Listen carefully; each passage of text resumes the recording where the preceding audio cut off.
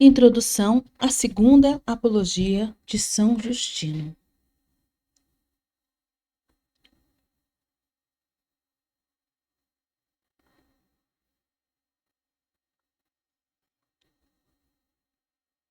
Não há nenhum indício convincente de que se trata, de fato, de uma segunda apologia. Ao contrário, tudo indica que há uma única apologia em duas partes. Repare-se que a segunda apologia começa diretamente sem cabeçalho, sem destinatário, aludindo ao fato relativamente recente que deve ter impressionado seu autor. Não é, portanto, escrito independente da primeira apologia, prescindindo da menção de Eusébio de Cesareia sobre as duas apologias. Os críticos consideram com unanimidade que a chamada segunda apologia é mero apêndice ou complemento da primeira. Por seu conteúdo, mas se evidencia que não representa senão ampliação de temas tratados já na primeira apologia. Quanto à data de composição, detém-se na menção de Lólio Úrbico, prefeito de Roma de 144 a 160 d.C. Mais exatamente, os peritos a datam de 155 a 160. A ocasião que motivou a segunda apologia de São Justino seria praticamente a mesma da primeira apologia. Cristãos estavam indo à morte, procuravam o martírio, daí o dito comum: matai-vos uns aos outros e ide de uma vez para o vosso Deus, e não nos incomodeis mais. O que intriga, particularmente, São Justino, é o que está na segunda apologia 2,16, isto é, um julgamento tão contra a razão. Por que motivo condenaste à morte um homem que ninguém provou ser adúltero, ou fornicador, ou assassino, ou ladrão, ou salteador, ou por fim réu de algum crime, mas que apenas confessou levar o nome de cristão? Úrbico não está julgando de modo conveniente ao imperador Pio, nem ao filho de César, amigo do saber, nem ao sacro senado. A objeção: se confessam a Deus, por que não os socorre e os livra da morte? Justino não é feliz na resposta. Deus entregou o mundo à administração dos anjos. Estes se uniram às mulheres e geraram filhos que são os demônios, causa de todos os males da humanidade. Segunda Apologia 4. Repete ideias sobre o nome de Deus, a encarnação do Filho de Deus, cuja finalidade é a salvação dos crentes e a destruição dos demônios. Delação da conflagração universal por causa dos cristãos. Se os demônios procuram prejudicar os homens bons e estoicos, mais ainda os cristãos que possuem o verbo por inteiro. No capítulo 8 menciona o filósofo Crescente, que será seu acusador perante a autoridade romana. No capítulo 9, recolhe a objeção vinda dos filósofos, e os que se consideram filósofos não aleguem que são apenas ruídos e espantalhos o que afirmamos sobre o castigo que os iníquos sofrerão no fogo eterno, e que nós exigimos que os homens vivam retamente por medo e não porque a virtude é bela e gratificante. Mas a grande objeção da segunda apologia, que é também a da primeira, está no capítulo 10. Reafirmar a superioridade da religião cristã sobre toda filosofia e sobre todo ensinamento humano, pois só os cristãos possuem o Logos inteiro, que é Cristo. No capítulo 13, Justino esclarece que os filósofos expressaram, graças à participação do Logos seminal, o que era conforme a esse mesmo verbo parcial que possuíam. Porém, o fato de se contradizerem em pontos importantes é prova de que não possuíam, como os cristãos, a ciência infalível e o conhecimento irrefutável. Conclusão: tudo de bom pertence aos cristãos.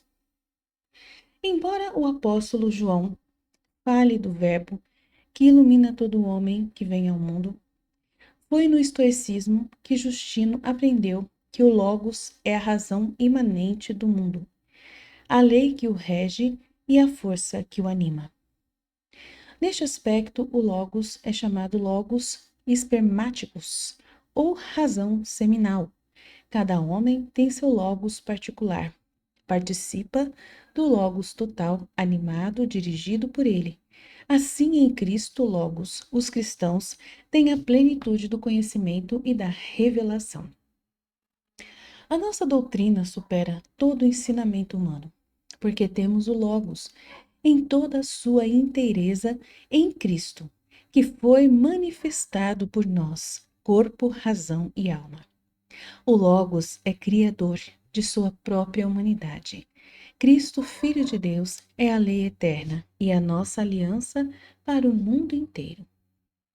O tema central de Justino é o plano criador e salvífico de Deus, a economia, manifestado e realizado por Cristo Logos.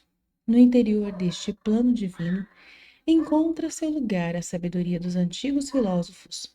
Sua premissa básica é que a razão humana, Logos, é uma participação do Logos divino. Em cada homem há uma semente, esperma do Logos, resultante da ação do verbo que dá a semente. Começando a segunda apologia.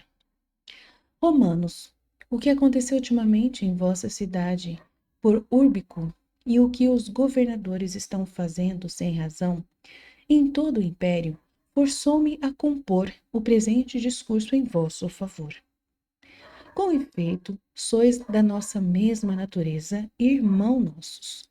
Por mais que, por causa da vaidade de vossas supostas dignidades, não o reconheçais, nem o desejais. O fato é que em todas as partes há gente disposta a nos levar à morte, exceto os que estão persuadidos de que os iníquos e intemperantes serão castigados com o fogo eterno, e que os virtuosos e que viveram de modo semelhante a Cristo viverão impassíveis com Deus. Isto é, exceto os que são cristãos. Todo aquele que é repreendido pelo pai, vizinho, filho, amigo, marido ou mulher, por causa de uma falta, se volta contra nós. Por sua obstinação no mal, por seu amor ao prazer e por sua impotência para seguir o que é bom. Com estes, os malvados demônios, por causa do ódio que nos professam e porque têm a seu serviço tais juízes, como se de fato os governantes fossem endemoniados. E para que vos fique clara a causa de tudo o que aconteceu sob Úrbico, contarei o caso em pormenores. Um drama doméstico. Certa mulher vivia com seu marido, homem dissoluto, e antes de se tornar cristã, se entregara à vida licenciosa. Todavia, logo que conheceu os ensinamentos de Cristo, não só se tornou casta, como procurava também persuadir seu marido à castidade, referindo-lhe os mesmos ensinamentos e anunciando-lhe o castigo do fogo eterno, preparado para os que não vivem castamente conforme a reta razão. Ele, porém, obstinado na dissolução, com a sua conduta desanimou a sua mulher. Com efeito, esta considerava uma coisa ímpia continuar partilhando o leito com um homem que só procurava meios de prazer a todo custo, contra a lei da natureza e contra o que é justo, e decidiu divorciar-se. Seus parentes, todavia, a dissuadiam e a aconselhavam que tivesse ainda um pouco de paciência, com a esperança de que algum dia pudesse mudar o homem. Então, ela violentou-se a si mesma e esperou. O marido teve que fazer uma viagem para Alexandria e logo a mulher ficou sabendo que lá ele cometia maiores excessos ainda. Depois disso, para não se tornar cúmplice de tais iniquidades e impiedades, permanecendo no matrimônio e partilhando o leito e a mesa com tal homem, ela apresentou o que entre vós se chama de libelo de repúdio e separou-se. Então, aquele excelente marido, que deveria ter se alegrado pelo fato de sua mulher antes entregue à vida fácil com escravos e diaristas, entre bebedeiras e todo tipo de maldade, ter agora deixado tudo isso e só desejar que ele também, dado as mesmas farras, pusesse fim a tudo isso, ficou, pelo contrário, despeitado por ela ter se divorciado contra sua vontade e a acusou diante dos tribunais, dizendo que ela era cristã. A mulher, contudo, apresentou a ti, imperador, um memorial solicitando autorização para dispor antes de sua propriedade e responder diante dos tribunais à acusação que lhe era feita, depois que estivesse resolvida a questão dos seus bens. Tu concedestes o que ela solicitou, e o que antes fora marido, não podendo na ocasião fazer nada contra a mulher, voltou-se contra certo Ptolomeu, que Úrbico chamara do seu tribunal, por ter sido mestre dela nos ensinamentos de Cristo. Eis o ardil que ele usou. O centurião que prendera Ptolomeu era seu amigo, e ele o persuadiu para que o detivesse e lhe perguntasse apenas se era cristão. Ptolomeu, que era por caráter amante da verdade, incapaz de enganar ou dizer uma coisa por outra, confessou que de fato era cristão. E isso bastou para que o centurião o acorrentasse e o atormentasse por muito no cárcere. Finalmente, quando Ptolomeu foi levado diante do tribunal de Úrbico, a única pergunta que lhe fizeram foi igualmente se era cristão. De novo, consciente dos bens que devia à doutrina de Cristo, confessou o que é ensinamento da divina virtude. Com efeito, quem nega alguma coisa, seja o que for, ou a nega porque a condena ou recusa confessá-la por saber que é indigno ou alheio a ela, nada disso convém ao verdadeiro cristão. Úrbico ordenou que ele fosse condenado ao suplício, mas certo Lúcio, que também era cristão, vendo um julgamento realizado tão contra toda a razão, disse a Úrbico: por que motivo condenastes à morte um homem que ninguém provou ser adúltero, ou fornicador, ou assassino, ou ladrão, ou salteador, ou por fim réu de algum crime, mas que apenas confessou levar o nome de cristão? Úrbico não está julgando de modo conveniente ao imperador Pio, nem ao filho de César, amigo do saber, nem ao sacro senado. Úrbico não respondeu nada. Dirigiu-se a Lúcio e lhe disse: parece-me que também tu és cristão. Lúcio respondeu: com muita honra. E sem mais, o prefeito deu ordem para que ele também fosse conduzido ao suplício. Lúcio declarou-lhe que até agradecia por isso, pois sabia que ia se livrar de tão perversos tiranos e que iria ao Pai, o Rei dos céus. Por fim, um terceiro que sobreveio também foi condenado à morte. O suicídio não é lícito. Contudo, para que não se diga: matai-vos uns aos outros, e ide de uma vez para o vosso Deus, e não nos incomodeis mais, quero dizer por que não fazemos isso e também porque, ao ser interrogados, confessamos corajosamente a nossa fé. Nós aprendemos que Deus não fez o mundo por acaso, mas por causa do gênero humano. E já dissemos que ele se compraz com aqueles que imitam as suas qualidades e, em troca, se desagrada com aqueles que, por palavras ou obras, se entregam ao mal. Portanto, se todos nós matássemos a nós mesmos, seríamos culpados de que nascesse alguém que seria instruído nos ensinamentos divinos e no que dependeria de nós seríamos responsáveis pelo desaparecimento do gênero humano. E fazendo isso, também nós agiríamos de modo contrário ao desígnio de Deus. Quanto ao não negar ao sermos interrogados, isso se deve ao fato de nós não termos consciência de ter cometido nenhum mal e, ao contrário, consideramos como impiedade não sermos em tudo verazes. Sabemos que isso é agradável a Deus e nos apressamos em vos livrar agora da injusta preocupação contra nós. A obra dos demônios. Caso ocorresse a alguém a ideia de que, se confessamos a Deus como protetor, não estaríamos, como dizemos, sob o poder dos iníquos, sofrendo seus castigos, resolverei também essa dificuldade. Tendo Deus feito o mundo inteiro, submetido as coisas terrestres aos homens e ordenado aos elementos do céu, impondo-lhes também uma lei divina para o crescimento dos frutos e variação das estações, os quais também claramente ele fez para os homens. Entregou-a assim, como as coisas sob o céu, aos cuidados dos anjos, que para isso designou. Mas os anjos, violando essa ordem, deixaram-se vencer por seu amor pelas mulheres e geraram filhos. que são os demônios. Além disso, mais adiante escravizaram o gênero humano, algumas vezes por meio de sinais mágicos, outras por terrores e castigos que infligiam, outros ensinando-lhes a sacrificar e oferecer para eles incensos e libações de que necessitam, depois que se submeteram às paixões de seus desejos. Finalmente foram eles que semearam entre os homens assassínios, guerras, adultérios, vícios e maldades de todo tipo. Daí os poetas e narradores de mitos, não tendo ideia do que os anjos e os demônios que deles nasceram cometeram com homens e mulheres e fizeram em cidades e nações tudo o que escreveram, depois o atribuíram ao próprio Deus e aos filhos carnalmente nascidos dele e aos chamados seus irmãos, Poseidon e Pluton, e igualmente aos filhos destes. Com efeito, os poetas chamaram os seus deuses com o nome que cada demônio tinha posto em si mesmo e em seus filhos. Deus não tem nome.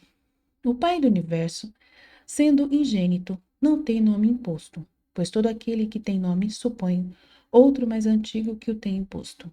Pai, Deus Criador, Senhor Soberano, não são propriamente nomes, mas denominações tiradas de seus benefícios e de suas obras. Quanto ao seu Filho único, que propriamente se diz Filho, o Verbo, que está com ele antes das criaturas e é gerado, quando no princípio criou e ordenou por seu meio todas as coisas, chama-se Cristo, por sua unção e porque Deus ordenou por seu meio todas as coisas. Nome que também compreende um sentido incognoscível, da mesma maneira que a denominação Deus não é nome, mas uma concepção ingênita da natureza humana de uma realidade inexplicável. Jesus, em troca, é nome de homem, que tem a sua própria significação de Salvador. Sim, com efeito, como já dissemos, o Verbo se fez homem por desígnio de Deus Pai e nasceu para a salvação dos que creem e destruição dos demônios. Podeis comprová-lo por aquilo que agora mesmo está acontecendo diante de vossos olhos. De fato, em todo o mundo e em vossa própria cidade imperial, muitos dos nossos, isto é, cristãos, conjurando-o pelo nome de Jesus Cristo, que foi crucificado sob Pôncio Pilatos, curaram e ainda agora continuam curando muitos endemoniados que não puderam sê-lo por todos os outros exorcistas, encantadores e feiticeiros. E assim destroem e expulsam os demônios que possuem os homens. Os cristãos conservam o mundo. Assim Deus também adia por um fim a confusão e destruição do universo por causa da semente dos cristãos, recém-espalhada pelo mundo, que ele sabe ser a causa da conservação da natureza. De fato, se assim não fosse, vós não teríeis poder para fazer nada daquilo que fazeis conosco, nem seríeis manejados pelos demônios, como instrumentos de sua ação. Mas descendo o fogo do julgamento, já teria separado tudo sem exceção. Do mesmo modo, como não deixou vivo ninguém, depois do dilúvio, a não ser aquele que nós chamamos Noé, juntamente com os seus, e que vós chamais Deucalião, do qual nasceu de novo numerosa multidão de homens, uns maus, outros bons.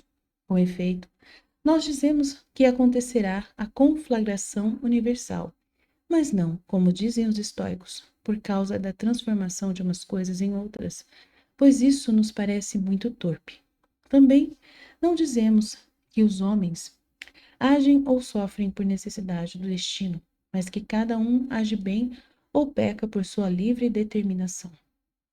Acrescentamos ainda que por obra dos perversos demônios, homens bons, como Sócrates e outros semelhantes, foram perseguidos e aprisionados. E ao contrário, Sardanapalo, Epicuro e outros de sua laia viveram, ao que parece, na abundância, glória e felicidade. Não entendendo isso, os estoicos disseram que tudo acontece por necessidade do destino, mas não é assim. No princípio, Deus criou livres, tanto os anjos como o gênero humano, e por isso receberam com justiça o castigo de seus pecados no fogo eterno. A natureza de tudo o que tem princípio é esta: ser capaz de vício e de virtude, pois ninguém seria digno de louvor se não pudesse também voltar-se para um desses extremos. Demonstram isso aqueles homens que em todas as partes legislaram e filosofaram conforme a reta razão, ao mandarem que se façam algumas coisas e se evitem outras. Os próprios filósofos estoicos, em sua doutrina sobre costumes, têm em alta estima esses mesmos princípios. Isso prova que eles não estão no caminho certo na sua metafísica sobre os princípios e o incorpóreo. De fato, ao dizer que tudo o que os homens fazem acontece por necessidade do destino, ou que Deus não é outra coisa senão isso, que constantemente se muda, se transforma e se dissolve nos mesmos elementos, torna-se patente que tem ideia apenas do corruptível e que Deus, em suas partes e como um todo, se produz em meio a toda maldade. Ou, por fim, que a virtude e a maldade nada são. Isso choca-se contra toda ideia prudente, contra toda razão e inteligência. A semente do verbo. Sabemos que alguns que professaram a doutrina estoica foram odiados e mortos. Pelo menos na ética deles se mostram moderados, assim como os poetas em determinados pontos, por causa da semente do verbo, que se encontra ingênita em todo o gênero humano. Assim foi Heráclito, como antes dissemos, e entre os do nosso tempo, Musônio e outros que conhecemos. Com efeito, como já anotamos, os demônios sempre se empenharam em tornar odiosos aqueles que de algum modo quiseram viver conforme o verbo e fugir da maldade. Portanto, não é de se admirar se eles, desmascarados, procuram também tornar odiosos, e com mais empenho ainda, aqueles que vivem não apenas de acordo com uma parte do verbo seminal, mas conforme o conhecimento e contemplação do verbo total que é Cristo. Eles receberam merecido tormento e castigo, aprisionados no fogo eterno. Se eles agora são vencidos pelos homens, em nome de Jesus Cristo, isso é aviso do futuro castigo no fogo eterno que os espera, juntamente com aqueles que os servem. Todos os profetas anunciaram isso de antemão, e isso também nos ensinou o nosso Mestre Jesus. Pressentimento do martírio. Eu mesmo espero ser vítima das ciladas de algum desses demônios aludidos e ser cravado no cepo, ou pelo menos das ciladas de Crescente, esse amigo da desordem e da ostentação. Não merece o nome de filósofo um homem que, sem saber uma palavra sobre nós, nos calunia publicamente, como se nós, cristãos, fôssemos ateus e ímpios, espalhando essas calúnias para congratular-se e agradar a multidão transviada. De fato, se ele nos persegue, sem ter encontrado a doutrina de Cristo, é homem absolutamente mau e que se coloca muito abaixo do próprio vulgo dos ignorantes, os quais com frequência se preservam de falar do que não entendem e principalmente de levantar falsos testemunhos. Se leu, não entendeu a sua sublimidade. Se a entendeu e age assim, para ninguém suspeitar que ele é cristão, então é ainda mais miserável e mau, pois se deixa vencer pela opinião vulgar e irracional e pelo medo. Quero que saibais que, ao propor-lhe e fazer-lhe certas perguntas sobre o caso, lhe fiz ver e o convenci de que não sabe absolutamente nada. Para provar que digo a verdade, se não vos foram comunicadas as notas de nossas discussões, estou disposto a repetir minhas perguntas e respostas, e isso também seria uma façanha digna de imperadores. Mas se as minhas perguntas e respostas já tivessem chegado ao vosso conhecimento, por elas ficaria claro para vós que ele não entende nada sobre nossa religião. Se ele sabe, e a exemplo de Sócrates, como eu disse antes, não se atreve a falar por medo daqueles que o escutam, não é homem que ama o saber, mas a opinião, como quem não aprecia o dito socrático tão digno de ser apreciado. Não se deve estimar nenhum homem acima da verdade. Contudo, é impossível que um cínico, pondo o fim supremo na indiferença, conheça bem alguma coisa fora dessa indiferença. Existe uma justiça eterna.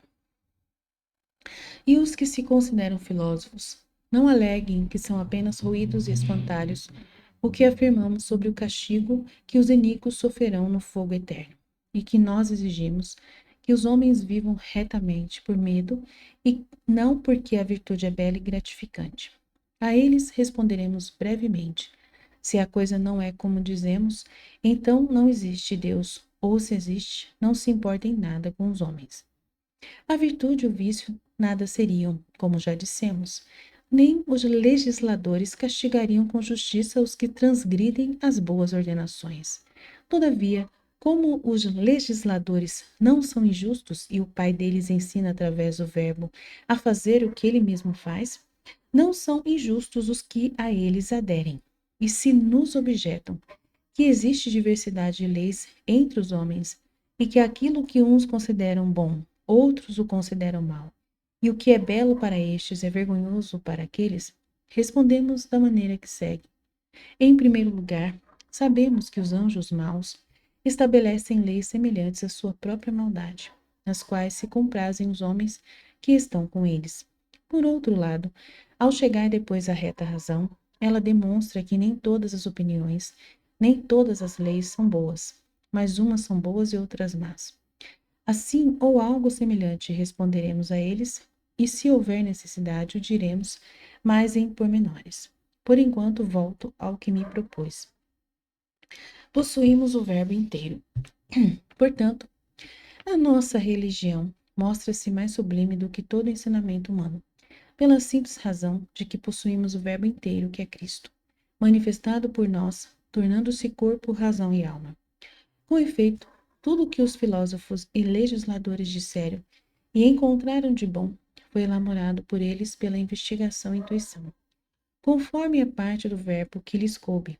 Todavia, como eles não conheceram o verbo inteiro, que é Cristo, eles frequentemente se contradisseram uns aos outros. Aqueles que antes de Cristo tentaram investigar e demonstrar as coisas pela razão, conforme as forças humanas, foram levados aos tribunais como ímpios e amigos de novidades. Sócrates, que mais se empenhou nisso, foi acusado dos mesmos crimes que nós, pois diziam que ele introduzia novos demônios e que não reconhecia aqueles que a cidade considerava como deuses. O fato é que, expulsando da República Homero e outros poetas, ele ensinou os homens a rejeitar os maus demônios, que cometeram as abominações de que falam os poetas, e ao mesmo tempo os exortava ao conhecimento de Deus, para eles desconhecido, por meio de investigação racional, dizendo: não é fácil encontrar o Pai e artífice do universo, nem quando o tivermos encontrado, é seguro dizê-lo a todos. Foi justamente o que o nosso Cristo fez, por sua própria virtude. Com efeito, ninguém acreditou em Sócrates, até que ele deu a sua vida por essa doutrina. Em Cristo, porém, que em parte foi conhecido por Sócrates, pois ele era e é o Verbo que está em tudo, e foi quem predisse o futuro através dos profetas, e feito de nossa natureza por si mesmo, nos ensinou essas coisas.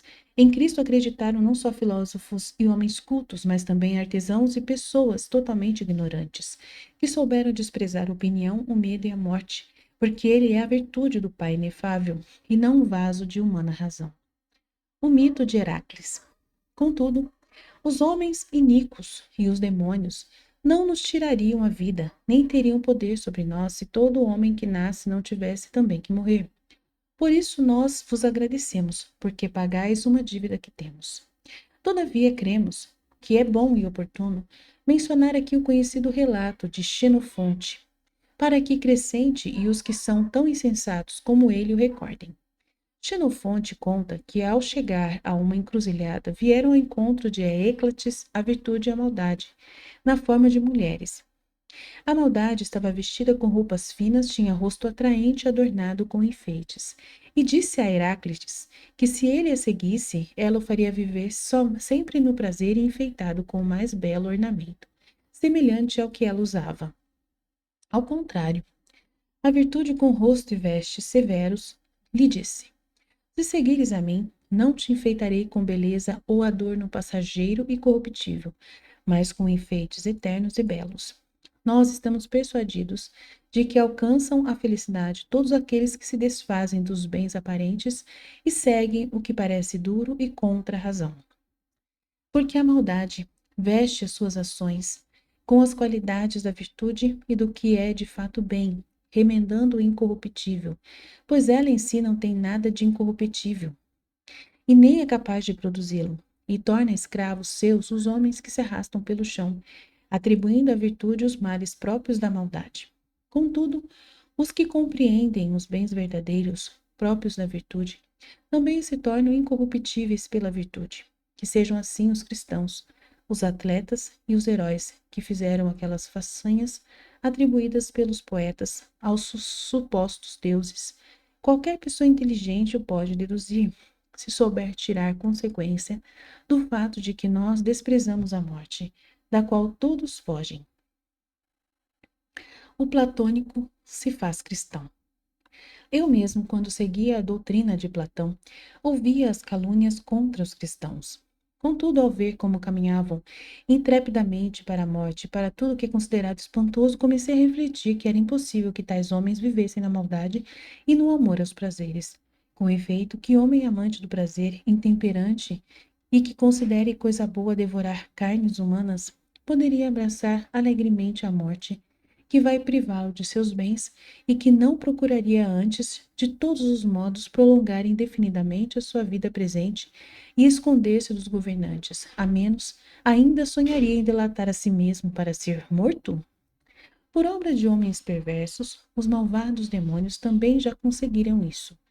De fato, buscando condenar à morte alguns cristãos, fundados nas calúnias contra nós, arrastaram também escravos, meninos e mulheres, e por meio de incríveis tormentos os forçaram a repetir contra nós o que o povo inventa, os mesmos crimes que eles cometem publicamente. Todavia, nada disso nos diz respeito e nada nos preocupa, pois temos o Deus eterno e inefável como testemunha de nossos pensamentos e ações.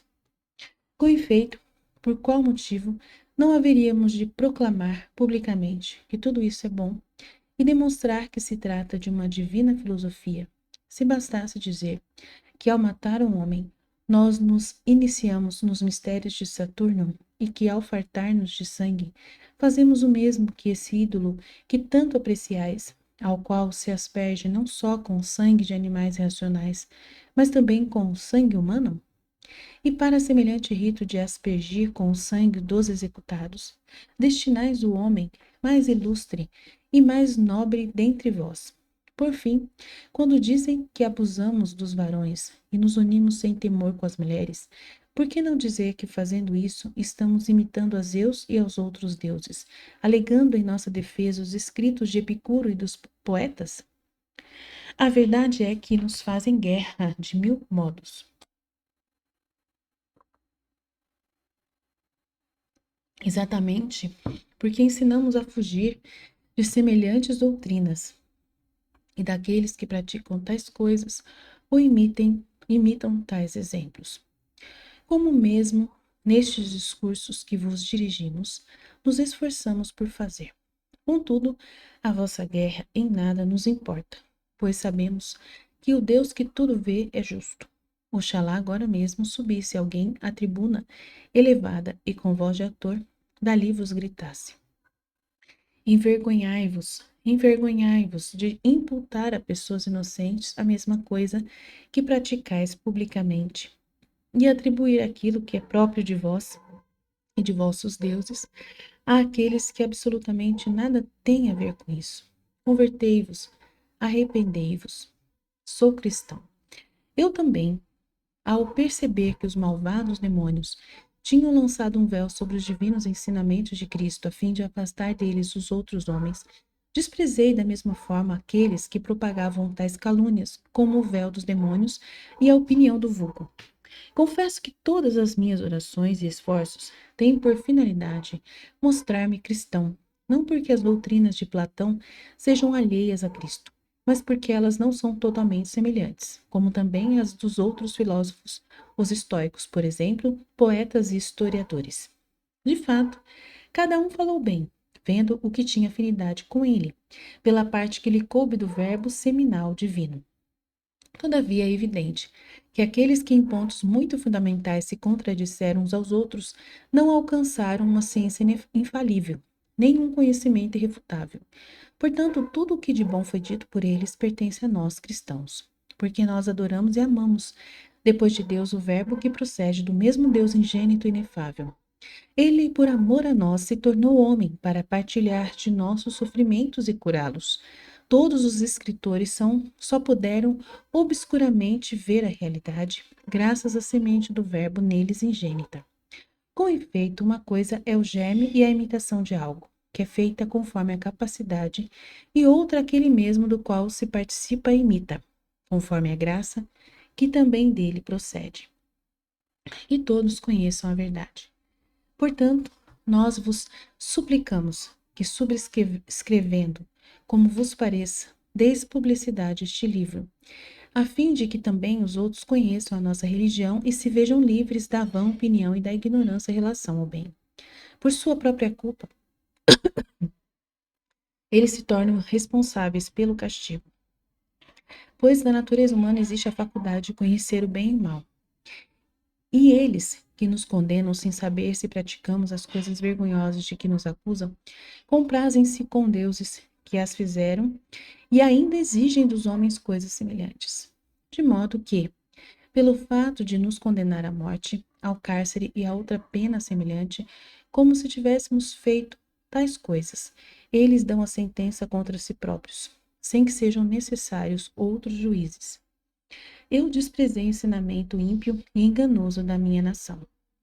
Se consentis em publicar este livro, nós gostaríamos de levá-lo ao conhecimento de todos, a fim de que, se possível, se convertam, porque foi só para esse fim que escrevi esses discursos. Com efeito, segundo o julgamento prudente, as nossas doutrinas não são vergonhosas, mas superiores a toda a filosofia humana. Se não são tais, ao menos não se parecem com as de Sócrates, Filênida, Arquestrato, Epicuro e outros, nem são semelhantes às de poetas que oralmente ou por escrito vós permitis que sejam conhecidas por todo o mundo. Feito o que dependia de nós, aqui pomos ponto final. Acrescentamos nossas súplicas a Deus para que a todos os homens de todo o mundo seja concedido conhecer a verdade. Oxalá também vós, em vosso interesse, julgueis com justiça, de acordo com vossa piedade e filosofia. Justino se mostra que devedor de seu meio e de seu tempo, mostra-se ingênuo, embora filósofo, sobre a origem e ação dos demônios. Não se deve esquecer que esta é a época de ouro da demonologia. Os estoicos criam um destino providência para uma compreensão melhor desta questão. A doutrina tradicional da providência é notas, né? Tá falando aqui.